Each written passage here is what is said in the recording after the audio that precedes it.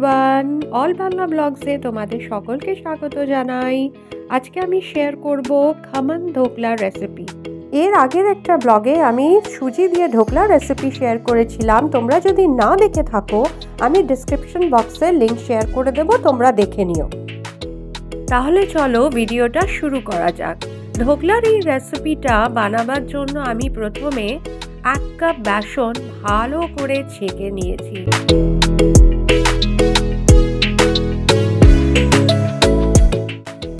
এরপর আলাদা একটা বলে আমি 1 কাপ জল, 1/2 কাপ টক দই আর 2 চামচ সুগার পাউডার, কাঁচা লঙ্কা কুচি, আদা কুচি, স্বাদ অনুযায়ী নুন, 1 চামচ সাদা তেল আর একটু হলুদ দিয়ে ভালো করে মিশ্রণটাকে আমি মিক্স করে নিয়েছি। এরপর মিশ্রণটাকে একটু একটু করে বেসনের সাথে মিক্স করতে থাকতে হবে। খেয়াল রাখতে হবে ব্যাটারটা যাতে বেশি পাতলা না হয় আবার বেশি থিকও না হয়।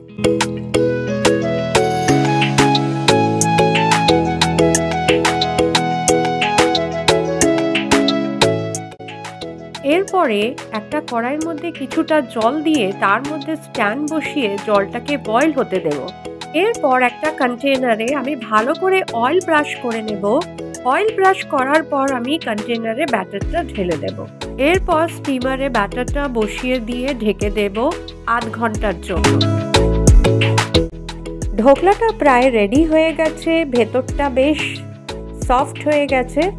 এবার আমি গ্যাসটা অফ করে 10 মিনিটসের জন্য স্টিমে রেখে দেব, কারণ এটা ময়েশ্চারটাকে পুরো টেনে নেবে। টেনে নেওয়ার পর এটার ভেতরটা আরো সফট হয়ে যাবে। এর উপরে যে বাবলসটা দেখা যাচ্ছে তাতে বোঝা যাচ্ছে যে ভেতরটা কতটা সফট অ্যান্ড ফ্লাফি।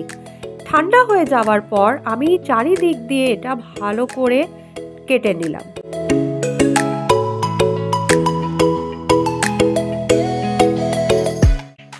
এরপর ঢোকলাটা আমি একটা প্লেটে ঢেলে নিয়ে স্কোয়ার শেপে কেটে নিলাম।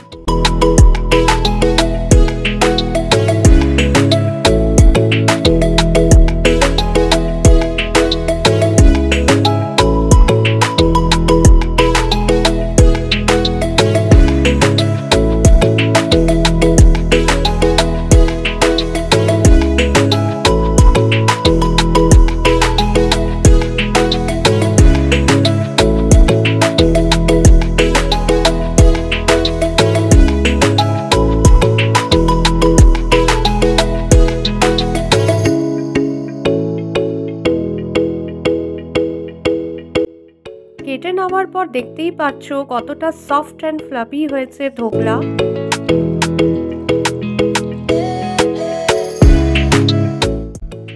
এরপর কড়াইতে কিছুটা সাদা তেল, সর্ষে, গোটা কাঁচা লঙ্কা, কারি পাতা দিয়ে নেড়ে চেড়ে তার মধ্যে 1 কাপ জল, স্বাদ অনুযায়ী নুন, 2 চামচ সুগার পাউডার দিয়ে নাড়িয়ে চাড়িয়ে নেওয়ার পর শেষে 1 চামচ লেবুর রস দিয়ে নামিয়ে নিলাম।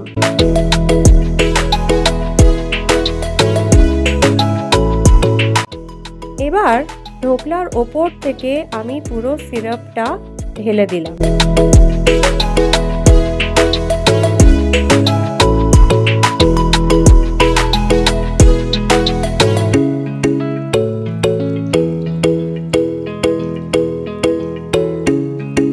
ব্যাস, আমার এই খমন ঢোকলার recipe is ready to serve.